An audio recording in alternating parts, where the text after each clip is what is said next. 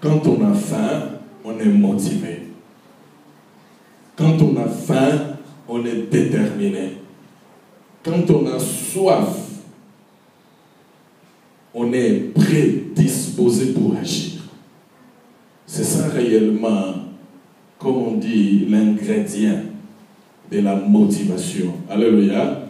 La vie sans motivation t'amènera nulle part. Dans la vie, vous avez besoin d'être motivé. Vous avez besoin de la motivation. Une église sans un peuple motivé, cette église n'accomplira pas les désirs et les desseins de Dieu. Alléluia. Votre propre réussite passe par la motivation. Amen. Mais pour arriver là, il faut qu'il y ait quelque chose. Il faut que vous ayez la faim.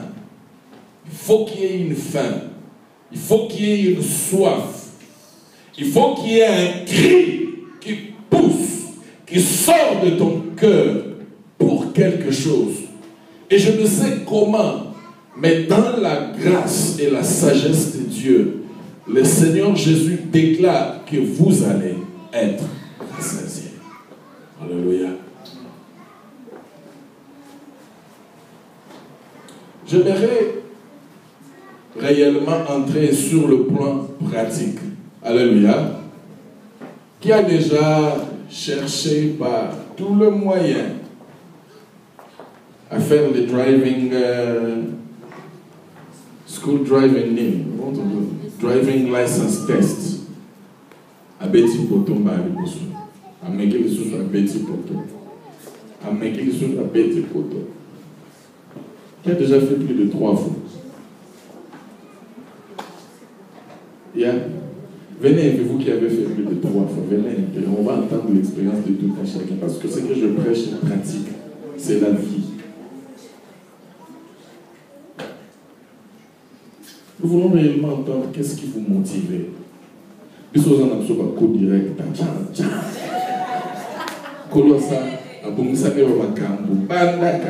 parce que motivation est banda na mbenge monke.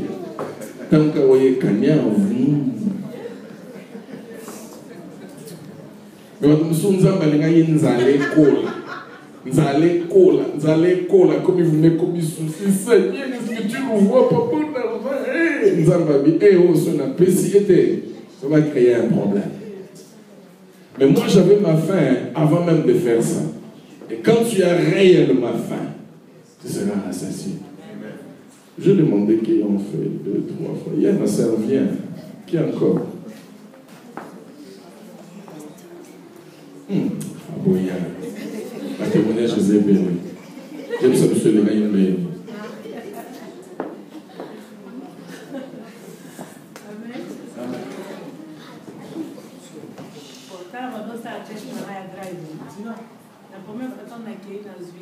Quand je faisais mon test de driving, la première fois quand je suis parti, je n'ai pas passé.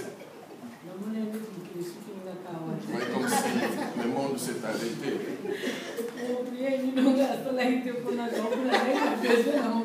Quelle est la prière que je n'ai pas fait pour avoir ça? Parce que j'avais vraiment besoin de ça. J'ai fait à Dieu beaucoup de promesses. Je suis représentant des Dieu. Maintenant, je vais réclamer les promesses. Après l'équipe, il faut me voir. Continuez. Après, la troisième fois qu'on a créé. Deuxième fois, tu es sous photo. La première fois, tu es sous photo. Deuxième fois. Deuxième fois, c'est Betty Poto.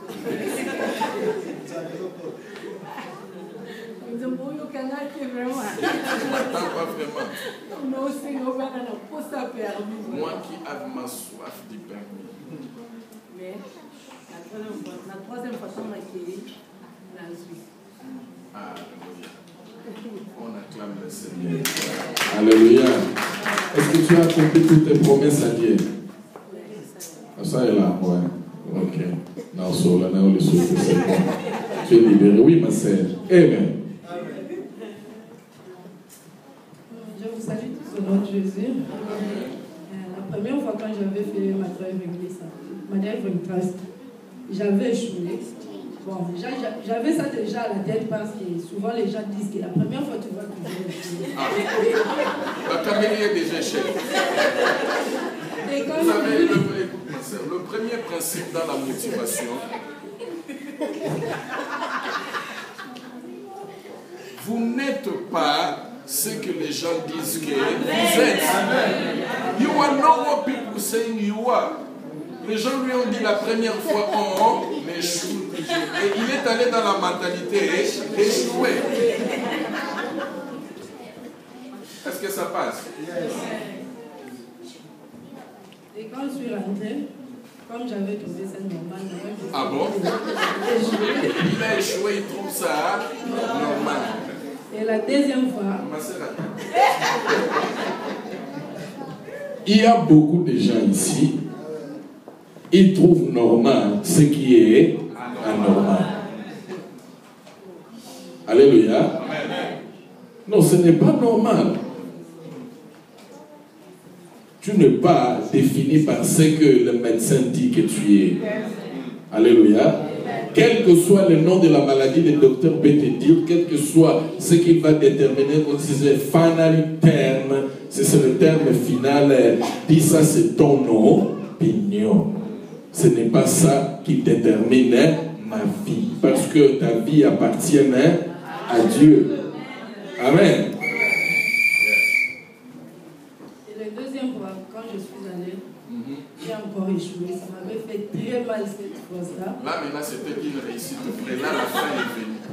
Parce que là, maintenant, il trouve ça, c'est normal. Et ça fait très mal. Ça, c'est bon.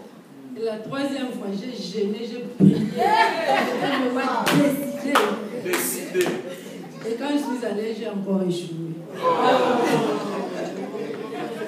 Mais la fin ne fait que augmenter.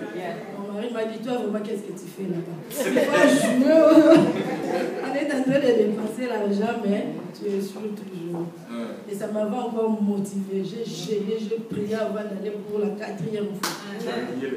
J'ai tout lié, j'ai tout fait. Les démons souffrent des années. On n'a rien fait, mais regarde, pour rien. Je suis allée pour la 4e fois, j'ai encore échoué. Toi, tu n'as pas encore fait, il ne faut pas te crier pour. Vas-y. Vas-y, comme ça, tu viendras te réveiller. Parce qu'il y a des gens qui n'ont pas encore fait, disent oh. Bibang est sur Chapou Nekle.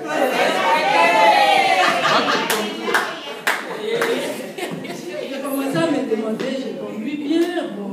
Mon instructeur dit toujours que tu es vraiment. Qu'est-ce qui ne va pas?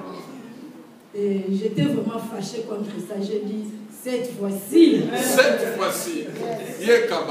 Et Dieu m'avait fait grâce. J'avais un problème d'assurance. On ne pouvait plus conduire la voiture. Et le pasteur voulait m'aider. Il m'a donné son driving license. Avant d'aller, j'ai pris les driving de pasteur, j'ai pris les provisoires, j'ai mélangé ça, j'ai pris les provisoires, j'ai transformé. J'ai fait des prières avec ça, parce qu'on ne savait même pas. Et j'ai commencé à dire à provisoire, là, toi provisoire, je ne te veux plus dans cette maison. Je mélangeais ça, j'ai laissé ça sous mon coussin, je suis dormi. Et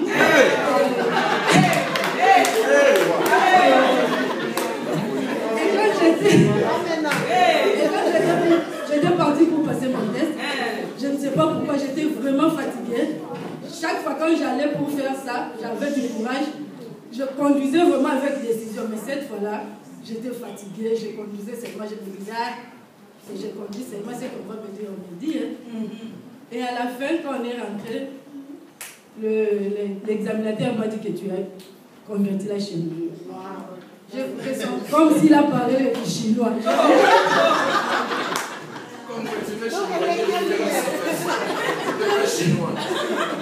Et quand il m'a demandé de lui donner mon provisoire, j'ai sauté, je compris. Il m'avait vraiment fait fâcher. C'était mon instructeur, il était musulman. Et il me disait toujours, mais dis à ton Jésus là, le licence. Tu as Jésus, dis à ton Jésus. Moi, je dis, regarde, c'est insensé. Et quand je l'ai su, je suis allée lui embrasser pour lui dire, mon Dieu, m'a donné.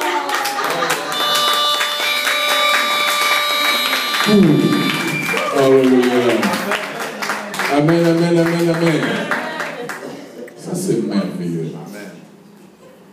Ça montre que quand on est motivé, quand on est décidé à chercher à avoir quelque chose, on l'aura.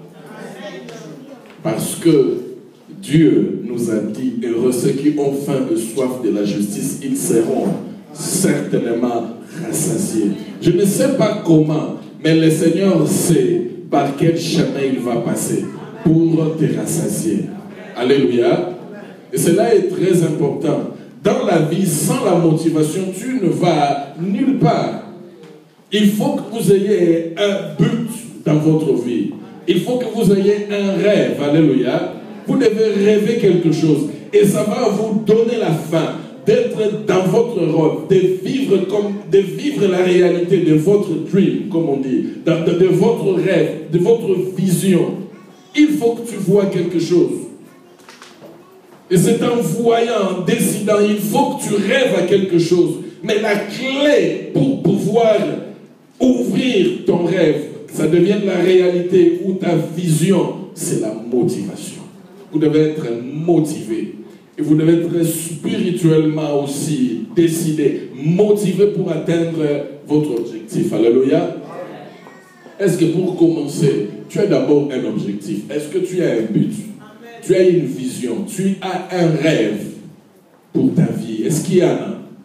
Alléluia. S'il y en a un match, combien? Je ne sais pas comment dire ça. Comme on dit, est-ce que ça m'a cassé bien pété? Il y a des biscuits. Il y a des fins où, pour apaiser ça, tu peux prendre des biscuits. Mais moi, le faim que Dieu me donne n'a pas besoin de biscuits. Maman Justine connaît. Quand j'ai faim, ma faim n'a pas besoin de biscuits. Alléluia. Quand moi j'ai faim, ma faim a une chose qui s'appelle la pâte ou sémoulina. Quand je vois ça, je dis, wow, that'll be okay. Alléluia. Mon bien-aimé, c'est très important que tu puisses réellement être motivé. Pour que nous soyons ici, nous avons eu la faim. Je me rappelle, maman Justine et maman Rélie, ils commençaient à parcourir la ville pour chercher une salle pour la convention, n'est-ce pas? Est-ce que vous trouviez? Combien de prix on vous donnait? Les 1000 et quelques, de ceci, cela. Et ça retombait sur ma tête. On a demandé à l'église Emmanuel, can we have convention women here? They say, big no. Et ça a augmenté la faim. Et la faim était tellement grande qu'on dit, mais Seigneur, where are we going to have a place of worship? Imaginez, le Seigneur a dit, il faut que vous ayez la faim et la soif de la justice. Et c'est une chose juste d'avoir un lieu pour adorer ton Dieu. David a dit, je ne monterai pas sur mon lit, je n'aurai pas de sommeil jusqu'à ce que j'ai trouvé un lieu pour l'arche de l'Éternel, mon Dieu. Et Dieu entendit sa faim et sa soif. Il a envoyé le prophète Nathan pour lui dire, l'Éternel t'annonce, avant que toi tu penses à lui bâtir une maison, l'Éternel t'annonce qu'il te bâtira une maison à la fin de tes jours. Et je suis curieux de voir quelle serait la maison de David. Vous savez, la maison de David veut dire que Dieu t'annonce qu'il te donnera un nouveau corps lorsque tu vas quitter cette tente. Lorsque la faim de tes jours dans ce corps aura fini. Moi, l'Éternel, je t'annonce que je te bâtirai une maison.